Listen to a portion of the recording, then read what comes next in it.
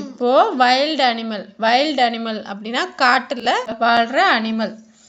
Line சிங்கம், tiger புலி, மங்கி குரங்கு, பேந்தர் இது பியர் கரடி, ஜீப்ரா வரிக்குதிரை, கங்காரு, ஃபாக்ஸ் நரி, சீட்டா சிறுத்தை, டீர் மான், ரைனோசெரிஸ் இது ஜிராஃபி,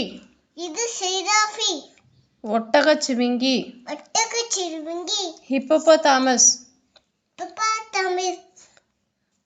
இது எலிஃபண்ட்.